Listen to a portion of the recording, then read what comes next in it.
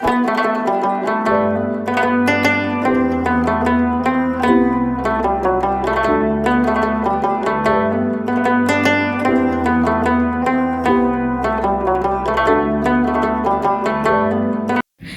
صلی علی سیدنا محمد وعلی آلہ وصحبہ وسلم۔ السلام علیکم، ہائی ایوری ون، کیسے ہیں آپ سب؟ ہوپفلی سب ٹھیک ٹھاک ہوں گے خیریت کے ساتھ۔ اللہ تعالیٰ آپ کو ہمیشہ خوش رکھے اور ایسے ہی ہنستا مسکراتا رکھے، آمین۔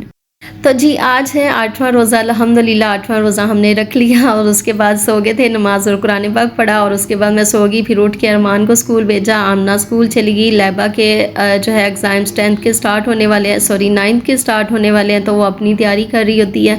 اور یہاں پہ کلیننگ کے کام سٹارٹ کر دیے، 11:30 ہیں، اور جب رمضان آتا ہے نا تھوڑی سی روٹین جو ہے نا آگے پیچھے ہو ہی جاتی ہے، تو یہ کہ اگر اس وقت ہم کلیننگ کے کام کرتے ہیں نا تو پھر ہمارا دوپہر میں کوئی بھی لنچ وغیرہ کا ہوتا نہیں ہے پراپر، کہ ہم نے نا پورے ٹائم پہ لنچ وہ ریڈی کرنا ہوتا ہے، تو اس لیے تھوڑی سی سیٹسفیکشن بھی ہوتی ہے کہ کام کر کے بس نماز پڑھنی ہے، اور اگر قرآن پاک پڑھنا ہوتا ہے دوپہر میں تو وہ بھی پڑھ لیتی ہوں تھوڑی دیر، اور اس کے بعد ساتھ میں میں کچن میں چلی جاتی ہوں افطاری بنانے کے لیے،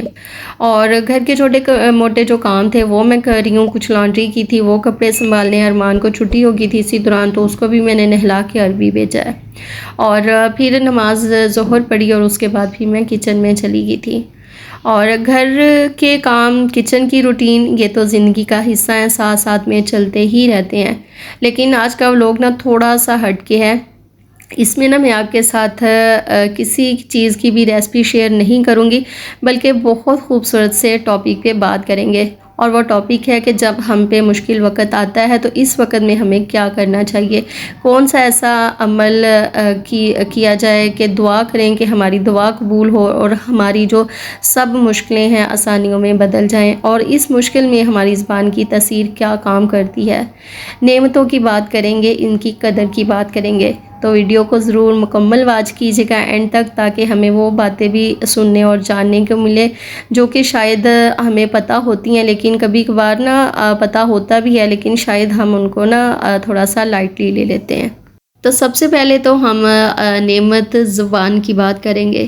جب تک جتنی سوچ رکھیں گے ویسا ہی آپ بولیں گے، تو زیادہ کوشش کریں کہ ہمیشہ پازیٹیو سوچیں اور اچھا بولیں، یہ چیز کا اثر بھی نا ہماری زندگی میں بہت بڑا رول پلے کرتا ہے، بیکاز مشکل وقت میں ہماری زبان جس چیز کی، جن الفاظ کی عادی ہوگی نا وہی زبان سے بھی جاری ہوں گے۔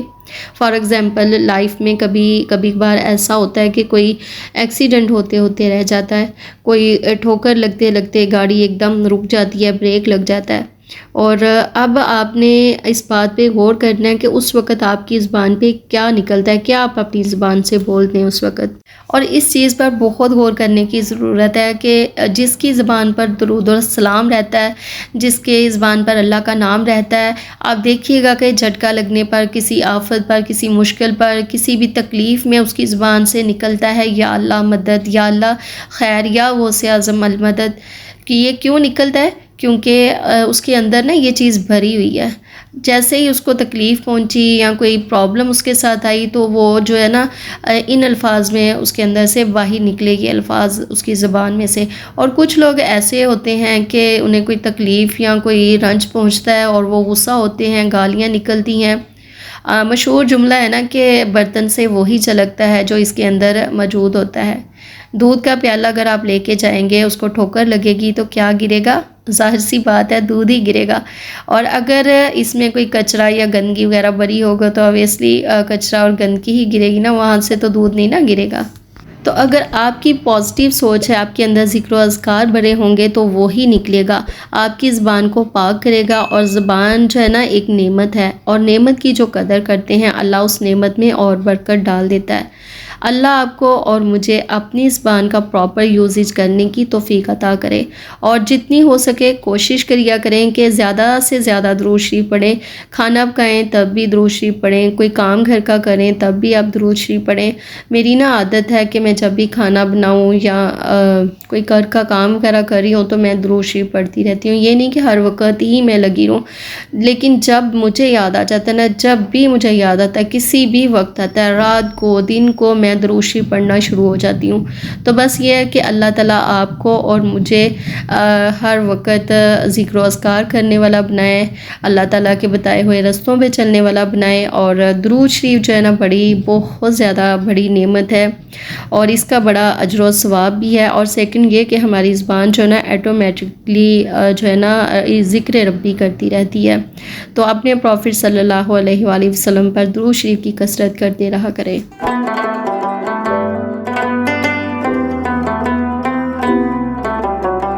اور ذہنی طور پر جو لوگ پاک صاف ہوتے ہیں نا، ان کی زندگی بھی بڑی مطمئن ہوتی ہے۔ اپنی لائف میں سوچ گمان، اپنا مائنڈ، ان کو ہمیشہ جو ہے نا اچھا رکھیے، اپنی سوچ کو ہمیشہ پازیٹیو رکھیں۔ اور مشکلوں کی اگر بات کریں گے تو مشکلات نا زندگی کا حصہ ہوتے ہیں، مشکلیں آئیں گی تو پھر آسانیوں کا پتہ چلے گا۔ اور درود شریف کا نا ایک میں بڑا ہی شاندار تحفہ آپ کے ساتھ شیئر کروں گی، یہ اتنا پیارا، اس کو آپ وظیفہ کہہ لیں، اس کو آپ تحفہ کہہ لیں، بہت سے لوگوں کو سب کو ہی پتہ ہوگا، لیکن جن کو نہیں پتہ ہوگا ان کے لیے میں ضرور شیئر کرنا چاہوں گی۔ اگر ایک نے بھی عمل کیا تو اس کا ثواب اللہ تعالیٰ مجھے عطا کرے گا انشاءاللہ تعالیٰ۔ تو یہ ہے کہ جب بھی آپ نے درود شریف پڑھنا ہے، کوئی دعا مانگنی ہے، تو آپ نے شروع میں 3 دفعہ درود شریف پڑھنا ہے، درمیان میں آپ نے دعا کرنی ہے، اور پھر اینڈ پہ آپ نے 3 دفعہ درود شریف پڑھ لینا ہے، کوئی سا بھی پڑھ لیجیے گا۔ اور درود شریف ضرور پڑھا کریں اس کے دعا کے سٹارٹ میں بھی اور اینڈ پہ بھی۔ درود شریف کے درمیان جو بھی دعا آپ مانگیں گے نا، وہ کبھی بھی رد نہیں ہوگی۔ اور ابھی تو الحمدللہ رمضان ہے جو ہمیں ایک دفعہ پھر سے ملا ہے، اور اس میں نا ہم اپنی پوری گناہوں بھری زندگی کو بخشوا سکتے ہیں، ہر مشکل وقت کی دعا کی اس میں قبول ہم کروا سکتے ہیں۔ اور روزہ دار کی نا دعا صرف افطار کے ٹائم ہی قبول نہیں ہوتی،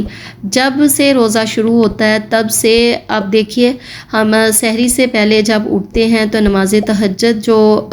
پڑھتے ہیں، اور اس وقت میں کثرت سے نا استغفار بھی کرنی چاہیے۔ رمضان میں ایک ایک لمحہ اتنا قیمتی ہے، اگر آپ سیریسلی جانیں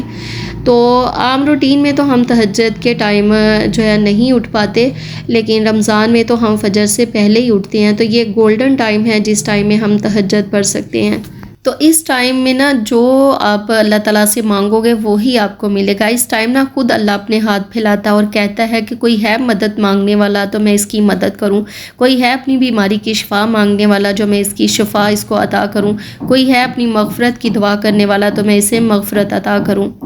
تو اس قیمتی ٹائم کو بالکل بھی آپ نے ویسٹ نہیں کرنا، آپ نے 20 منٹ پہلے روٹین سے ہٹ کے اٹھ جانا ہے، اور جب دعا کرتے ہیں نا تو یہ 20 منٹ بہت کم ہو رہے ہوتے ہیں، پھر آپ کو ہوتا ہے کہ مجھے اتنا ٹائم ملے تو میں اپنے اللہ تعالیٰ سے یہ چیز بھی مانگ لوں، میں دنیا بھی مانگ لوں اور آخرت بھی مانگ لوں۔ اور یہ چیز ہے کہ آپ ہمیشہ ہی دنیاوی چیزوں کے لیے دعا مت مانگا کریں، ہمیشہ آخرت کے لیے بھی سوال کیا کریں۔ جیسے ہی آپ نے دنیا کے لیے بھی دنیا کی نعمتیں مانگی تو آپ نے آخرت کی نعمتوں کا بھی ساتھ میں مانگنا ہے، تاکہ اللہ تعالیٰ ہماری جو ہے نا ہم پہ اپنی رحمت بنائے رکھے، دنیا میں بھی آخرت میں بھی، دنیا میں بھی ہمارے لیے آسانیاں ہوں اور آخرت میں بھی ہمارے لیے جنت کا سامان ہو۔